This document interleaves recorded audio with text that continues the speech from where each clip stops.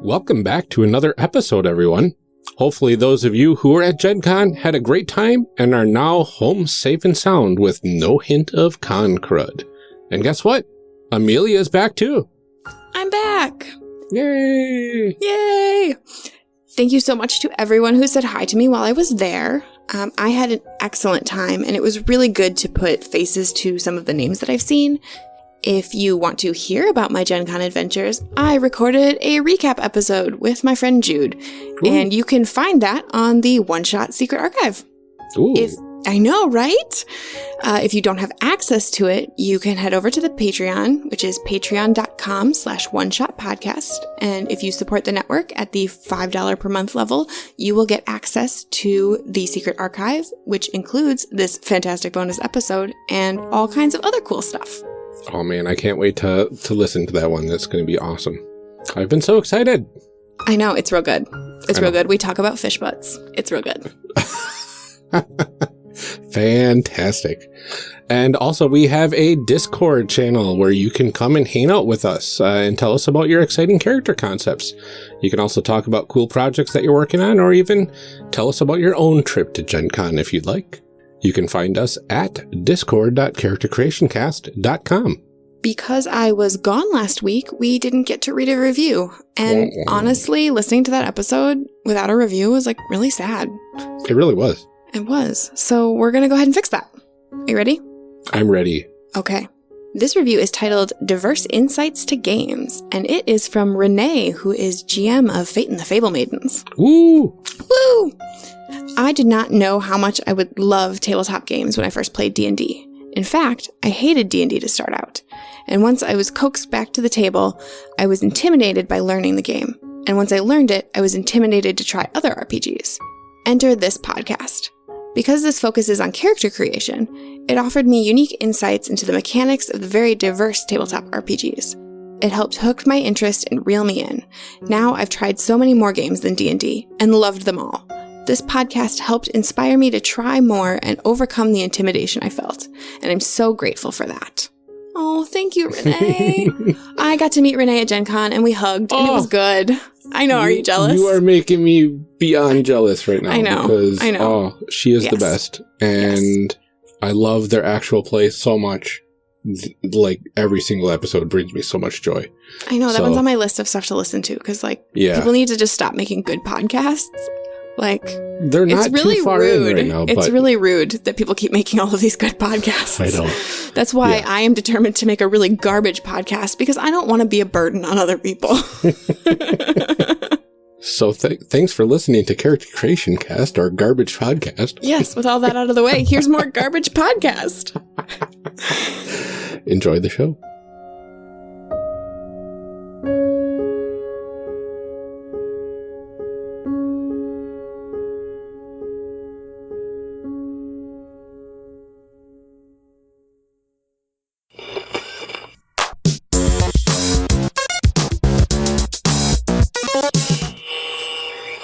Hey, Phil.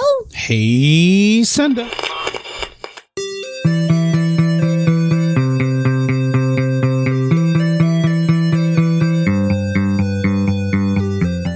On the last episode of Character Creation Cast, we were in the middle of creating some redeemable operatives in the Headspace RPG by Mark Richardson. Senda chose to work on a white coat. Phil is planning out a runner. Amelia's getting ready to blow things up with her Ronin, and I am trying my best to create a by-the-book tech. We're picking up right where we left off last time, so without further ado, let's get on with the show. Enjoy. All right, cool. All right, so the next one should go a little faster because we're now at step 5 is choose the subculture. Yay! Yay! So we're going to choose a subculture, and then along with that, I believe, we'll do subculture first, and then number 6 is going to be to choose a look. If you want, I can jump in while everybody's looking. Okay, I'm going to pick subculture neon. Nice. So Charger is very... I know, we're all going to be neon. I'm not. It's okay. Well, it's okay. Like subcultures you can totally overlap on.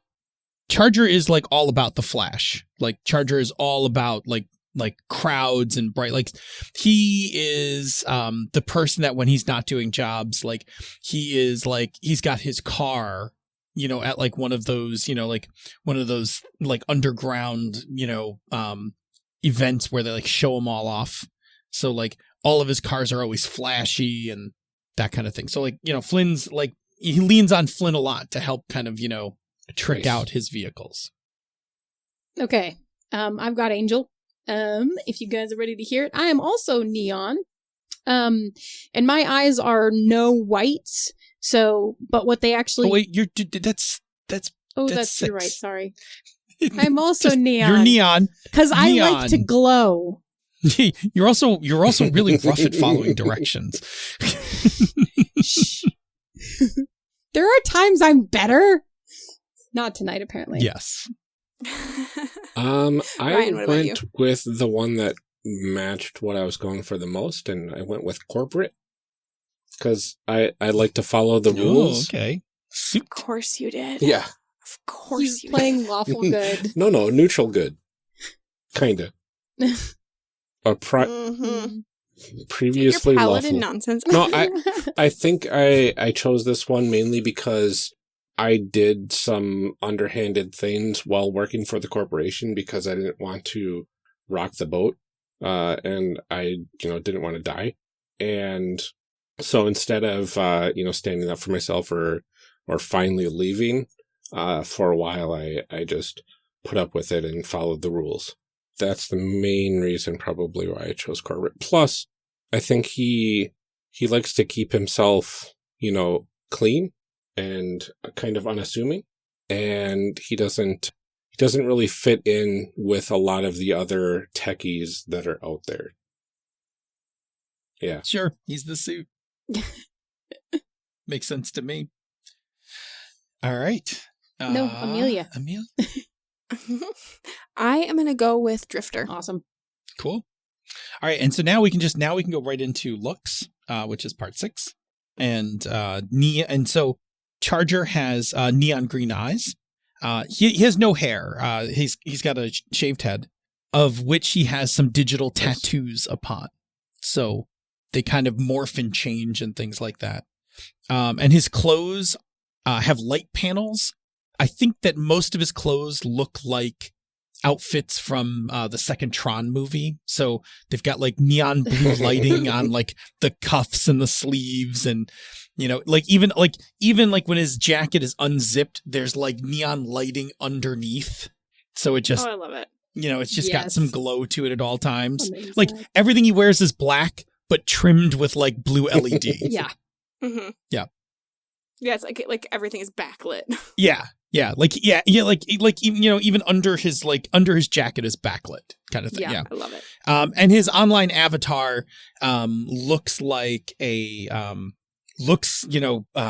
looks a little bit like the Tron characters, with the neon lines in him, and kind of looks like he has like a motorcycle racing suit. Perfect. Yeah. All right, I'll go ahead and do mine. Mm-hmm. How about that? I'm going to go with an eye patch. Nice. Yeah. And then what do I do with my hair?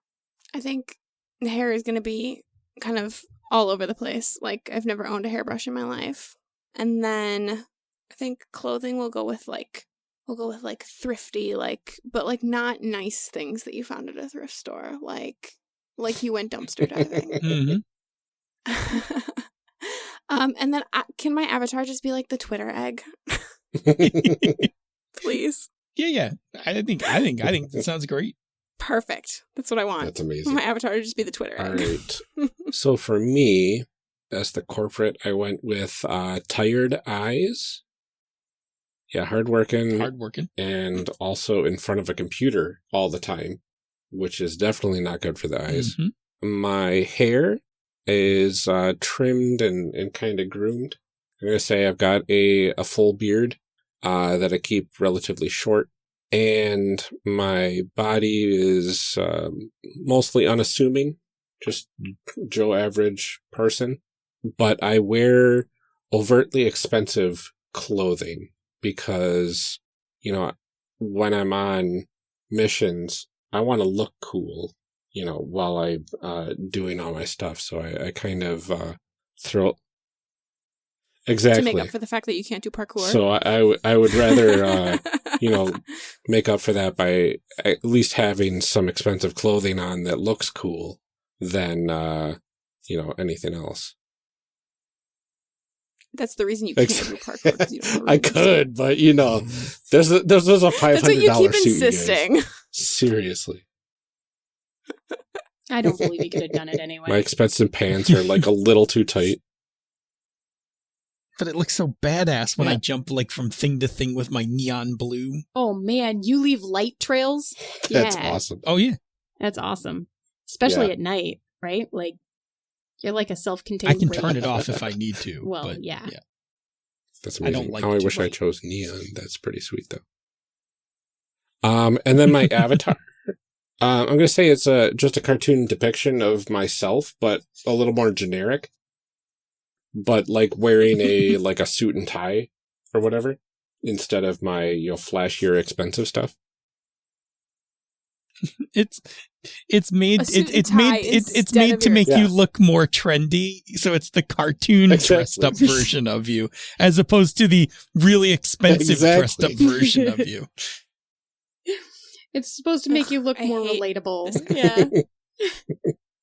Right. It was focus grouped for hours. We were all really sick of hearing about it. Good. Yeah, I think that that's all all good of for you? us. Now, how about yourself, Senda? Yeah. So I am also neon, like Phil, and or like Charger. And so my eyes have no whites, and so they're just basically that full color.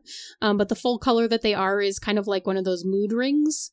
So they change color as my mood shifts, and they go through those dark purples and greens and all the way up to Nice. the gold colors.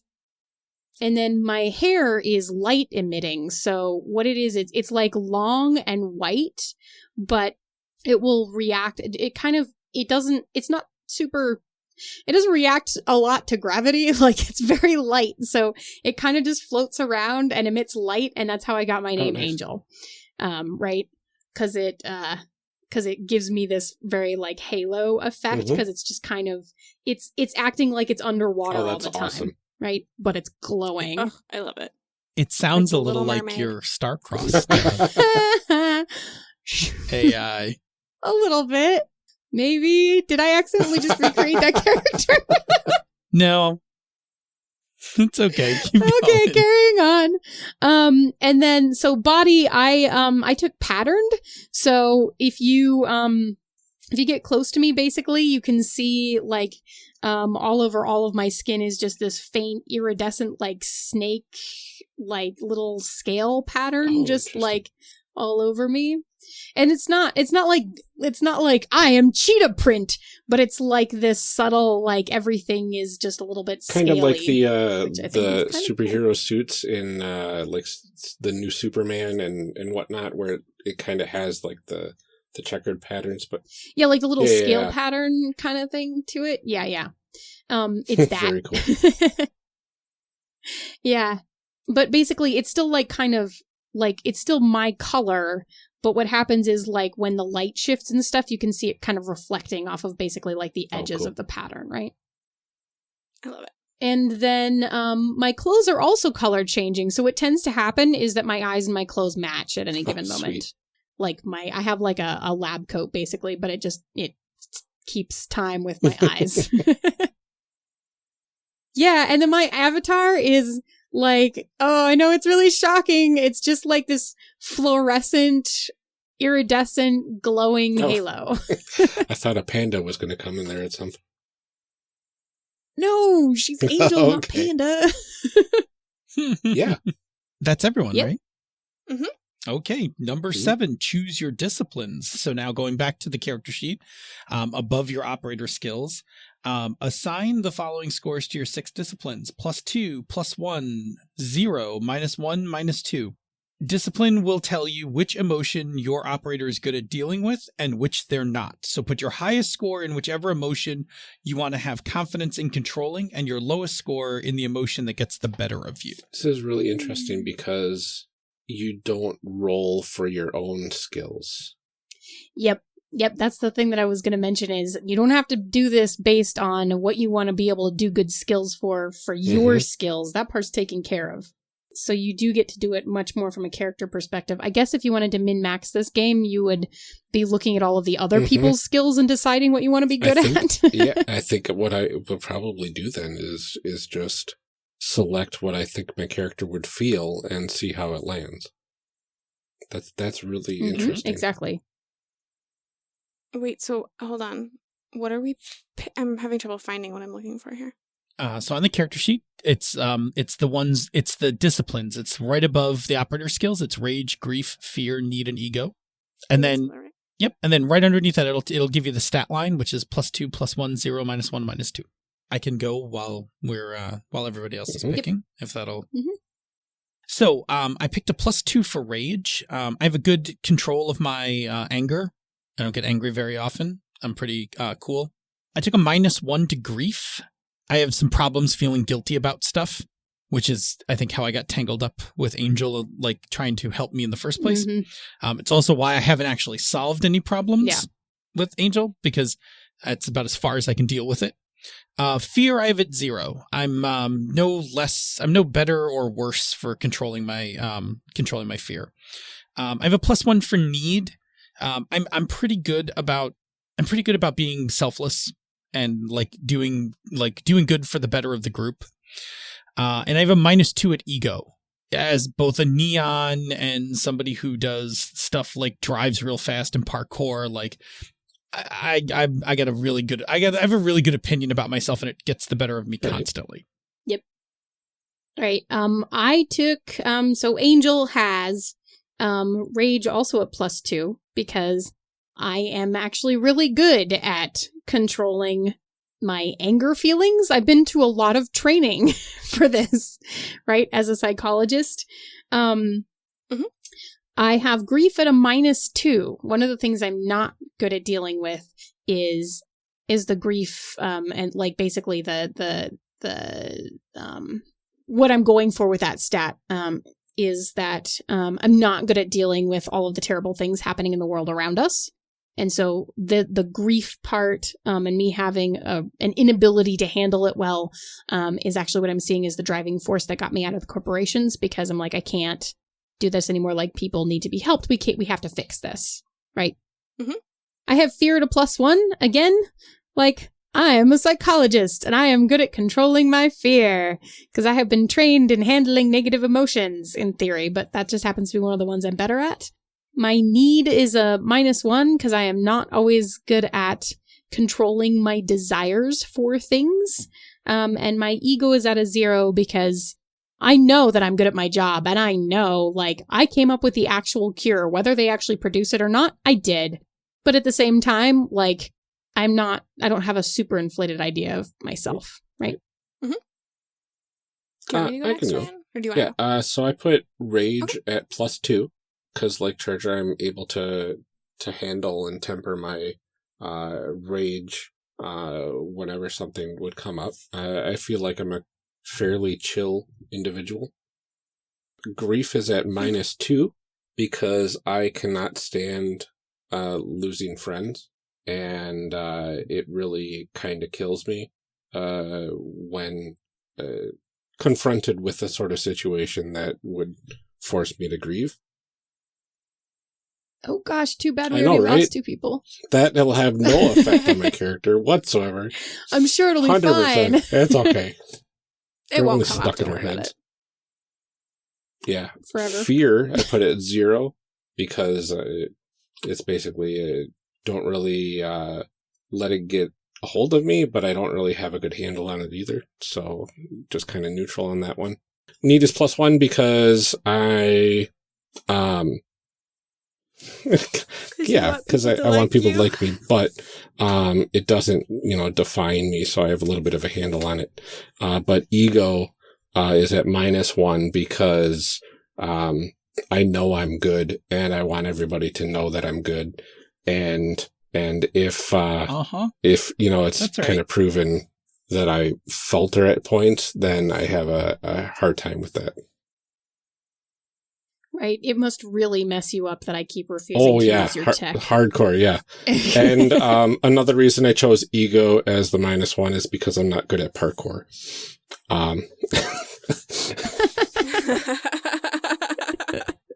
There's a real blow to your, that's a real blow to your ego on that one. Awesome. All right. Good. Oh, yep. Amelia. Yep, I gotta do mine. Stop skipping Jeez, me. Phil. I somehow got the order messed up in my head, like somehow Ryan is at the end, but Ryan's not at the end. So I put my rage at -1 because I think probably not great at anger management. I put my grief at 0. I think I'm pretty even. Like I've been through enough at this point that. Yeah, you either get it or you don't by now. Right, exactly. Fear I put at +2. I spend a lot of time diffusing bombs and self-medicating, so it's probably fine. It's totally fine. It's totally fine.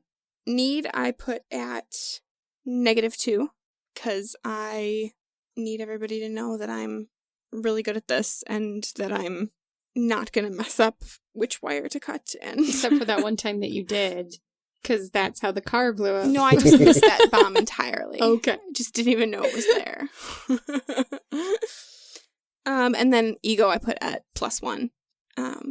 Ideally, people don't necessarily know that if I've done my job well, you should not know that I was there or that I did anything at all. All right, I think that's everyone for that. Awesome. Cool. Mm-hmm. All right. Our next step is step 8 is the ghost operators. So Headspace was designed to work efficiently with a full group of 5 operators out of a total of 6, which gives the players a breadth of different skills to choose from, and then you fill in the missing one with you're basically gonna these people died, and in our case, since we have a 4-player crew, 2 have died. Yep. And they're the 2 books that we did not choose. The handler and the investigator. Infiltrator.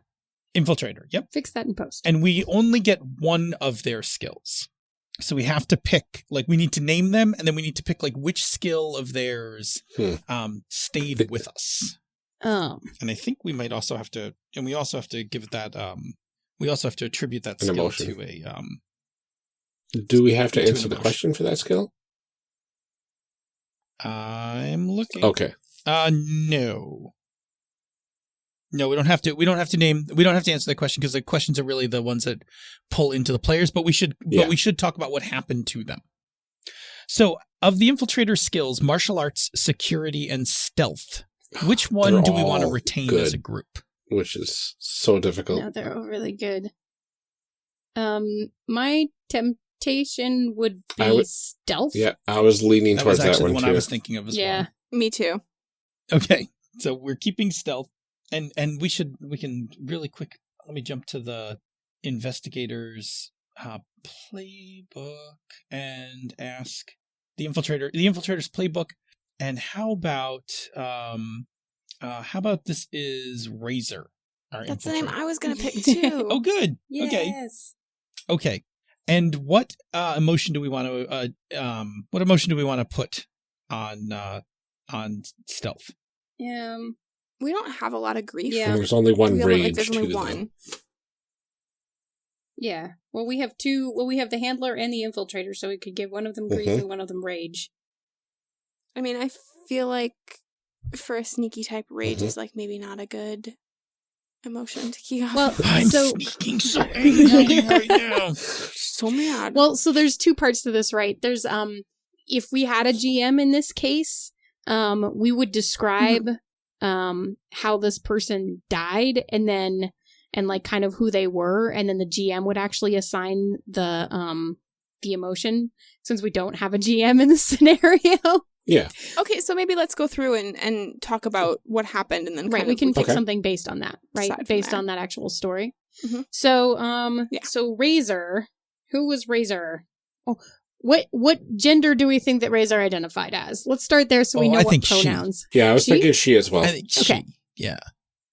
Okay, so she was, I feel like she was a transhuman. Okay. And okay, her thing was like constantly updating her body and cybernetics to be better at infiltrating. Ooh, all right. Right? I like okay. that. I like that. Upgrader. Mm-hmm. So how do we think that she, like, what happened? How did we lose Razor?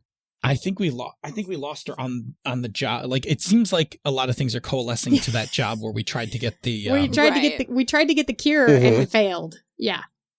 Yeah. Yep. So I think that because she had martial arts. Yep. I think that at some point she got caught up fighting corporate guards and got like taken down. Like they like they overwhelmed her, like as she was kicking a whole bunch of ass. Like somehow they like overran her. And, is she the reason we escaped? So, like she held them off? Yeah, I'm like, yes. I was gonna say I think so, that they were all focused. I'm imagining on her actually holding the door to the lab, like as Kurosawa swoops in and saves you, Flynn, and like gets you both out of there, like firing bullets at random behind her and takes out Killchandra. There we go. Mm-hmm. Yeah. So Rage actually. So with that description, Rage actually would work fine. That's like her leftover emotion attached to the skill that we chose. That's really interesting. Yes. Right. Yeah, I mean, I feel like either Grief or Rage would work really well. Either of them really would. I mean, because like Grief too, like watching the rest of us run away while she's still like in while there, she like... literally gets like taken down and can't get out. Yeah. I don't know. What are you guys feeling? I can go either way on it. I'm thinking Rage is a little bit more in my book because she would have less grief because she knows that she's saving our lives. Right. I think Rage is good. Yeah. Or does she have Rage because like we are leaving her behind? Not noticing that she's like getting overwhelmed. Or did she self-sacrifice? I don't know, because I feel like I like the idea of having to like deal later on with the emotional complications of like using that skill, and like what you get is like her anger. Yeah, that's amazing. I think that like you're sneaking in now. What about the time you snuck out? Yeah. Right? Like, now you need me? Okay, I see how you are. Fine. Yeah. Oh man. Yeah. That is very harsh. Oh my god. Oh man, that would be so fun to play. Ryan, that's how you play this game. No, raise the stakes. All right, fantastic. So then we've got our handler. So somebody pick a name for our handler. Washington. Okay. Awesome. Yeah, done. Okay. And which of the of the skills, there's coax. So that is definitely the all-around social skill. There's contingency, which is it's the skill you use when things go sideways, that you have a backup plan. So, you use contingency like when the inevitable happens and the op goes sideways, you're never without a backup plan or a substitute for a malfunctioning yet vital piece of gear. So contingency is the ability to plan, and observation is your ability to spot stuff. So which one of those skills do we want to retain in our shared consciousness? I'm leaning towards coax or contingency, personally. How are you guys feeling? Okay. I was leaning between contingency and observation. No, I like contingency. Let's do contingency. That is the overlapping one. Mm-hmm. Yep. Mm-hmm. And we need to assign we need to decide what happened. Yeah, we need to tell a story and then assign a stat. Yeah. So did we also lose Washington on this op? This ill-fated operation? Man, it was a bad night. That we have to have. Like, we have to have lost them at that point. Is Washington how we got out? Because of Washington's contingency plan? Yeah. Mm-hmm. So but we never realized his contingency plan was a sacrifice. Was a suicide plan. Oh, man. And maybe grief? Yeah. Yep. Yeah. So what exactly did he do? I think his plan was to, like, his plan was, he drew security off. Like, he set off, like, a set of alarms by running off in a different direction. And we were all able to get like out, but he like drove them deeper into the complex. Right. But there's no way he could get back out. Can I propose a secondary idea? Good. Yeah. I like that one a lot, so I'm happy to go with that. But I'm having this thought about if his contingency plan was like, well, I have to seal this door, and so we like everybody got out the door except that Razor was still holding them off at the door at the other end of the lab for us to get out to the actual outside. And he went last out the door. And when we turned around to make sure that he was behind us, he was closing the door in our face and then sealing it. And then it like exploded and like permanently shut the door, but got him in the process. Let me tack one onto it. So the way to get the lab to seal so that it can't be opened is that he broke the contagion. And when the contagion went off, it sealed the lab so that it couldn't even be overridden. Yes. So like it was a safety protocol. Right. But in doing it, he knew he was going to die from the contagion. Yeah. Guys. Yes, that one. And like our last images of him are that we're running down the hallway. We turn and look back, and he's on the other side of the door. And there's this like vial with this green liquid that he like breaks open. Yeah, we can see him through the safety glass with the right. Yep, that's what happened. Yeah, no kidding. We didn't deserve you. Washington's our bombshell. Yep, that's right. He was the best. He was the best of us. He was the only one who was truly good. Yeah. So that has to be grief, right? Yeah. Yes, I think that's such. Yeah, it is. Wow, really man. Yeah, it is. Nice job. Nice job. You guys, I'm really proud of us. Nice job stepping that one up. That was I'm like, really he can't just run in. Like, he's gotta like sacrifice himself. It's good. It's fine. It's fine. I told you guys. Washington. Man. I knew we were gonna get there. Number 9. Yes. Ryan, define your regrets. This is your moment. You promise. Define your regret. Now, what this does in the game, besides that you carry a terrible secret, is that once per session, you may reveal your regret via a flashback to turn a 6- on a Headspace move into a 10.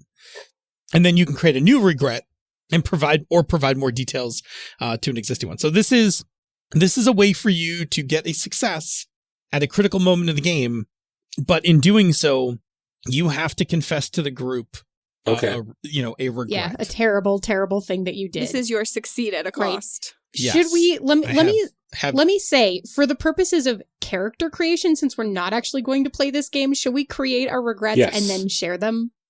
100%. I think we should. I've known mine. Oh boy. Partway through character creation. And mine was really simple. Mine is like, what do you regret doing? Like, you're haunted by an action which you took in the name of the corporation. Which corporation secret is this regret tied to? And then what do you regret doing? So where I can do mine because mine came up emergent from play. Right, I think mine did too. So my regret is that I drove the contagion into what is now the quarantine zone. Yep. And that's the thing that I'm like super guilty about. Like that disease that broke out, like I'm the reason it broke out in the quarantine zone because I trucked that stuff in. Where are the corporations in here? Why can I not find them? Let me see if I can find them for you real quick. Yeah. Yep. Hang on. I think it's 197 for setting 1 Vancouver Aftermath. Yeah, Vancouver Aftermath. Which I think is the one we've been talking about all along. Yep. So Trauma 1 is probably that's what I was looking for. Trauma 1 is the Trauma 1 I think is the medical bio. Yeah. So you worked for Trauma 1 too, huh? Yeah, I did jobs for I was driving. That's probably why I was assigned to watch you and your family. Because you were, and then you got out. Yes. Yeah, because I drove all that in, and then when when the news broke about the outbreak, I was like, oh God, like I did that. Yep. So, so my regret is actually that I found the cure. Oh, let me back this up because we also created the disease then. Did you create the disease? So I am now thinking that I created the disease, and I created the disease first. And then I was like, oh God, I have to create a cure for this. And then they took the parts of my cure that treated the symptoms and implemented them. So they are using my cure designs basically to continue to milk money from people, to try and set up the situation where they can just, create people who are in constant need of medication that are constantly paying them, right? Yeah, they basically dumbed down your right. cure. It doesn't actually fix it anymore. But so they both implemented the disease and now they're using it to make money, right? So they're using all of my research for terrible, terrible things. Love it. Yeah, that sucks. What if my regret then is I invented the release mechanism that Oh man, we're all complicit in this one thing.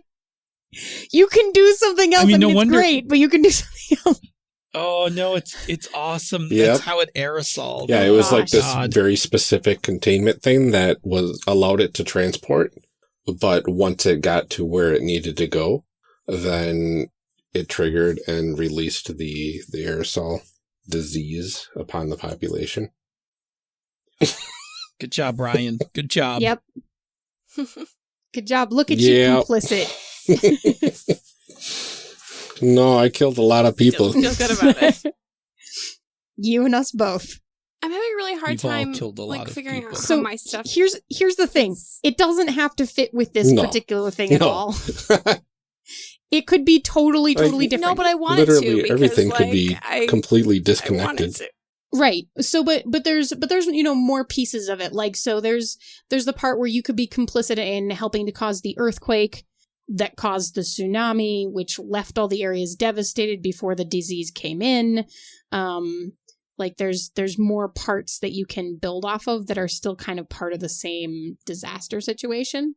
I think I want to say that I had something to do with sort of destroying the infrastructure of the cities, making the response a lot more difficult. Oh, so it incubated better. Yeah. Oh, that's...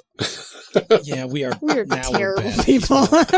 Yeah. Now we're all terrible people. Oh, yeah. That's all of us, right? Yeah, that's all of us. Yeah. Oof. Okay, step 10. We now go one block underneath it. We're going to define your drive. So each operator will also have a greater goal of dealing with their regret when it eventually is revealed in play.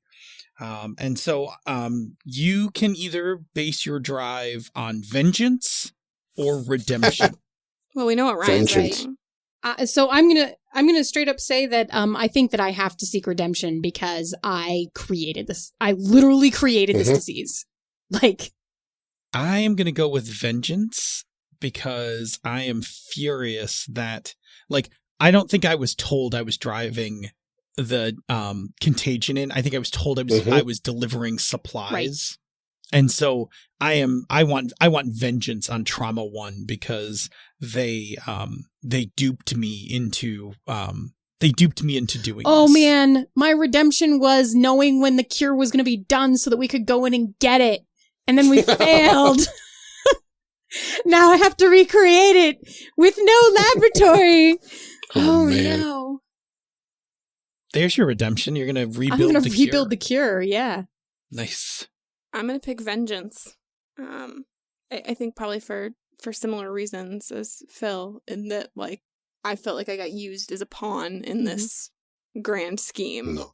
And I'm not pleased about it. Maybe you have a list of the people who made you do it. Just saying. Maybe there's a list. Right. There's got to be a list. And we also will create, in addition to ourselves, We will also create a redemption or vengeance for Our ghosts. both of our interesting. both of our ghosts. Mm-hmm. I'm going to go Ryan, with redemption for my drive because We're all really I know, shocked. right? But it's because I knew exactly what I was doing when I was creating that mechanism. And I was doing it because I was like, I have to follow the rules. I have to do this. And I knew it was going to hurt people, and I still did it anyway. So I need to figure out a way to either counteract my design so that they can't use it again. Or to use that same design Right, to design something that Oh, was yeah. Hey, I like that. I like that. Yeah. I like that. But you don't But trust I don't his trust tech. your tech, damn it. There's a story in there. We'll all work through it. Uh-huh. We're going to have to evolve. I love that. Okay, yeah. Okay, I need to use my designs to design something that'll disperse the cure. Yep. Nice. Okay. Technically the GM during this part would create the drives for the ghost operators because they get kind of their motivations for future play. So, yeah. I mean, if you want to, we can do them. If not, we can move on to step 11.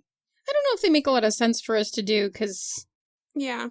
Okay. Well, I mean, that's fine. We'll have like our GM is going to do that. handles what happens. Yeah. Yeah, what happens to both Razor and Washington. Okay, so step I'm so sorry. It's your ideas. That is It's your it. GM. Yeah, we want to know what their drives are. Tell us. It's at CreationCast on Twitter. All right. What else do we need to do here? Okay, step 11, choose edges. Yes. On the next page of your playbook are your edges, and runners get 2 edges. So you're going to pick 2 of them, and they're like feats. They're like something. They're like. I guess they're kind of like feats. They're like something cool that your character has. Ooh, I get to also pick a place that I work that provides me with Nice. resources. And I get and to pick a tools. drone, but I have no idea what this means. Yep.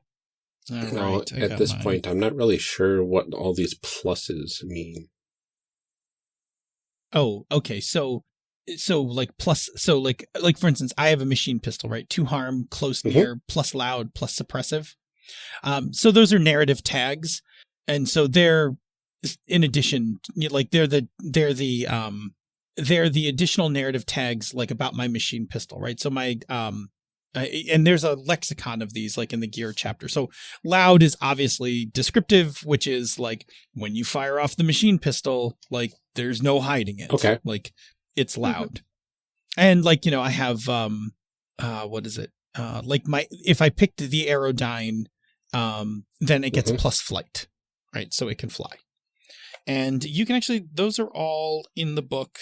All of the tags show up in the gear section. And there's a bunch of them. So gear starts, gear is in chapter 4. So yeah. Yes, I have one that's like bulky, of loud. Yep. Bulky One's means the item area, takes up a lot of dangerous. space. Okay, this makes a lot more sense now. Yeah, they're common and powered by the Apocalypse games. They tend to be both. They tend to have 2 functions. They're descriptive, and they're shorthand for telling you things about the item. And then often a lot of games will use like a lexicon, so that word also has some like potential rules attached to it. So like I have suppressive for my machine pistol, and that allows me to make an area attack using the machine pistol instead of just shooting at one person. But I think it expends my ammo. There's questions to answer with my edges here. I know, mine too. And my brain is like, Well, we are nearly at the end. We are just a few steps away. I can start with edges. yeah, go for it. Okay, I took two kind of easy ones, but I thought they would be useful for our group. So I took the Headspace vehicle link, so I can remotely pilot my ride. Which my ride is the torque truck. The thing's like a tank. It's armor 3. It holds 4 passengers. It has storage. Like we like it's I mean, mine's flashy because it's got cool aftermarket work done on it. But this thing will drive through pretty much anything. But yeah, so I can run that thing like remotely. So like when we're on a job, I can have it like meet us places and things like that. Perfect. And the other thing I picked, because I know the city, I picked a sprawl safe house. So I have a very secure and well-supplied compound for when we need to lay low or hide an asset. And that is actually located above Club in one of the popular neighborhoods. So the Club, it's too hard for any corporation to hit because it's like in the middle of like the most popular area of the city. And it's super hard to track anything in there. Like drones and stuff get lost in all the neon and holograms and stuff like that. So nice. It's visually that leads noisy. in perfectly with what I chose. Because I chose Ice Ice Baby, and I recognize that the best offense is a good defense. So my personal cyberspace defenses are untouchable. I maintain a highly secure online fortress, and I have to say, where is it physically located? Oh, yeah, cool. I'm going to put it in the safe house. Because now physically all the neon and all that stuff gets in the way, but also they can't hack it at all. So I did that, and then I put there I fixed it as my other edge, and temporary repairs come naturally to me, and I can add a plus tag on a vehicle or a piece of gear that lasts for 1 session anytime I use my engineering skill. Yeah, I thought that would be pretty helpful. And then I got to pick a drone, so I picked a Vespa drone, which is kind of a tiny, stealthy sort of reconnaissance drone, I guess. I didn't think it felt good to have a drone that was meant for killing for my character. Makes sense. So I actually want to tie mine into your safe house too, if that's okay. Yeah, absolutely. Because one of mine is Welcome to the Gun Show. You maintain a major arsenal of weapons, ammunition, and explosives. It is highly illegal. Where is it? And who do you pay to keep it safe? So I am going to say that it is in the safe house. The safe house is really like, good. the safe house is amazing. Fort Knox of it's the really city, good. my goodness. And then one of the other ones I want to pick is the B Team.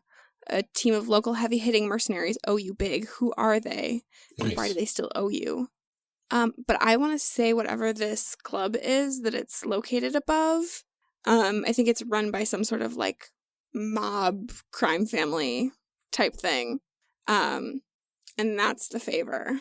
I dig it. They keep the safe house secure. Okay. So this is a thing that ties into my regret, right?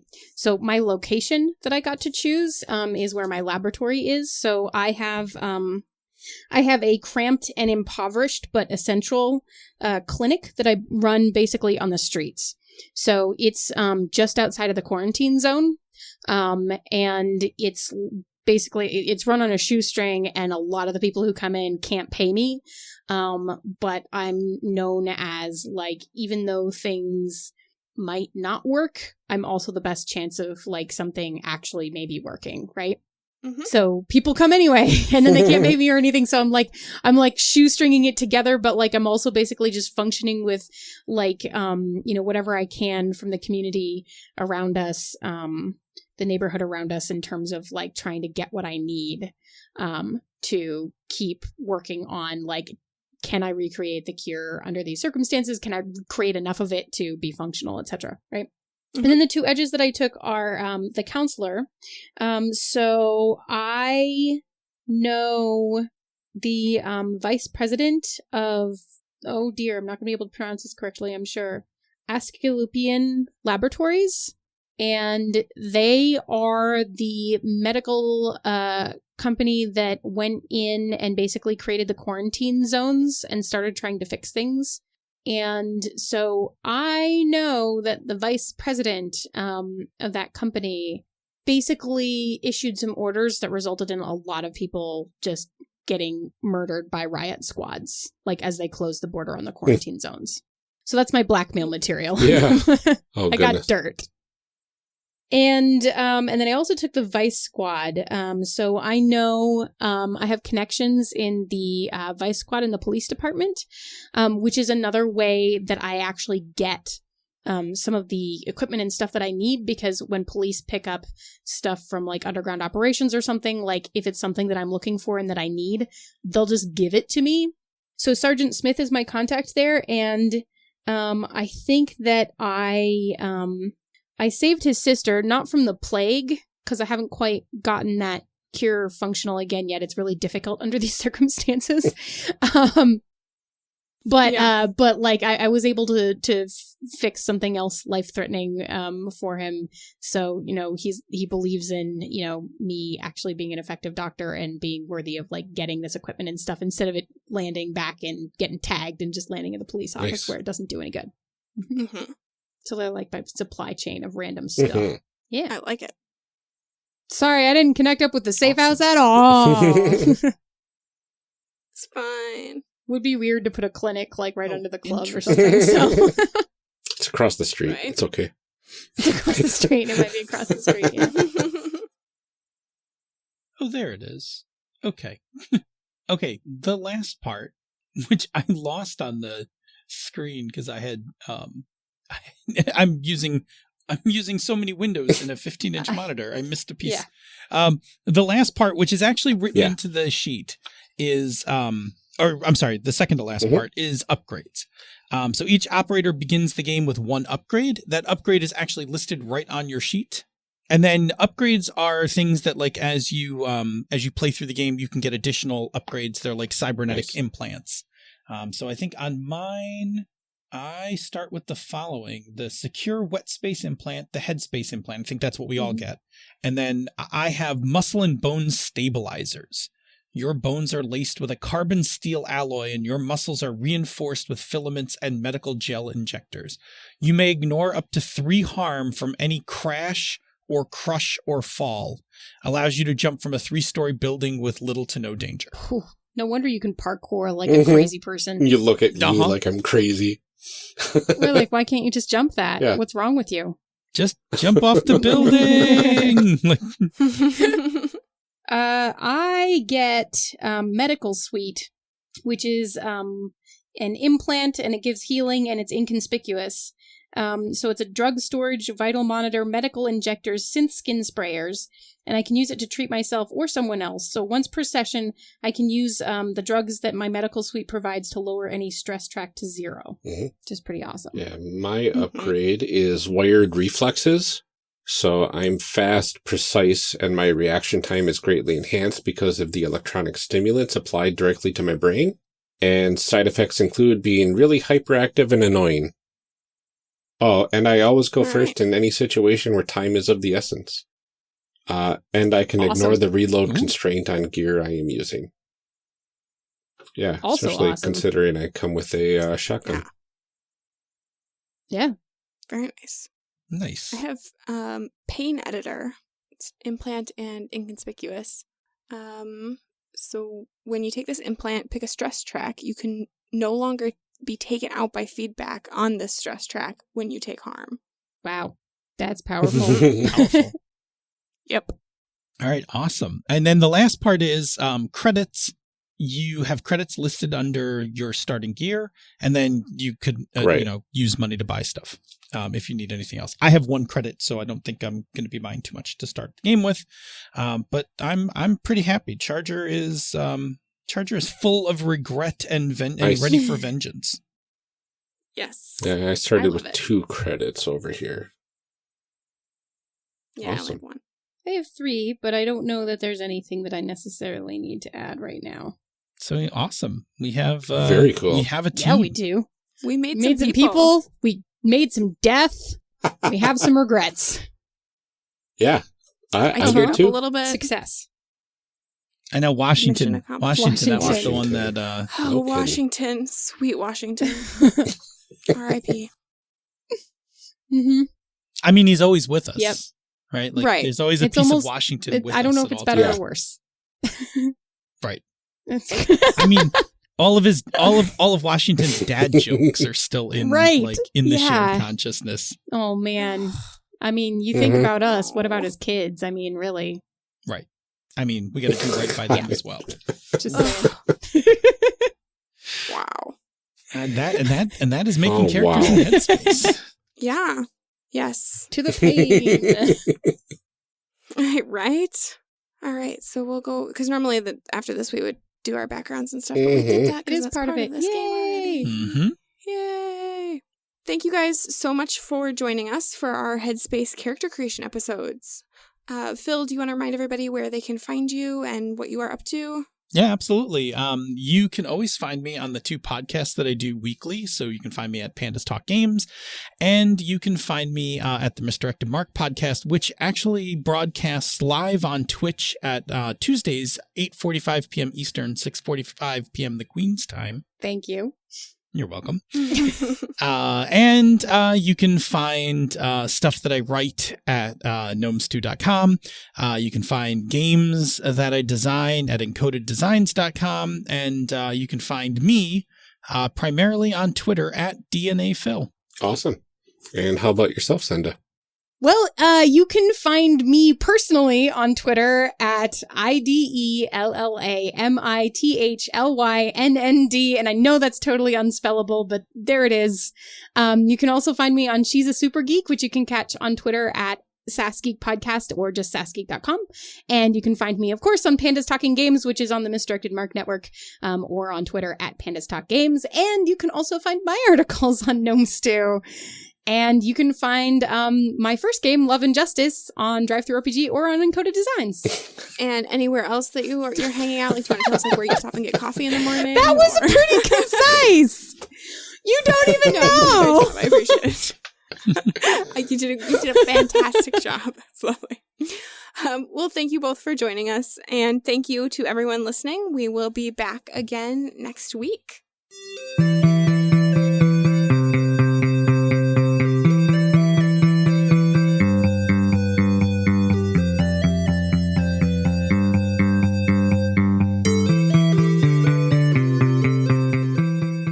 Character Creation Cast is a production of the One Shot Podcast Network and can be found online at www.charactercreationcast.com. Head to the website to get more information on our hosts and guests, or even some of our character sheets. Character Creation Cast can be found on Twitter at CreationCast. I'm one of your hosts, Ryan Bolter, and I can be found on Twitter at Lord Neptune. Our other host, Amelia Antrim, can be found on Twitter at Ginger Reckoning. Music for this episode is used with a Creative Commons license or with permission from the podcast they originated from. Further information can be found within the show notes. Our main theme music is Hero Remix by Steve Combs and is used with a Creative Commons license. This podcast is owned by us under Creative Commons. This episode was edited by Ryan Bolter. Further information for the game systems used and today's guests can also be found in the show notes. If you like the systems discussed and wish to purchase them, links to the products can be found in the show notes. Also, check the notes or the website for cool stuff to go with each character, such as dice or mixtapes. Thanks for joining us, and remember, we find that the best part of any role-playing game is character creation. So go out there and create some amazing people. We will see you next time.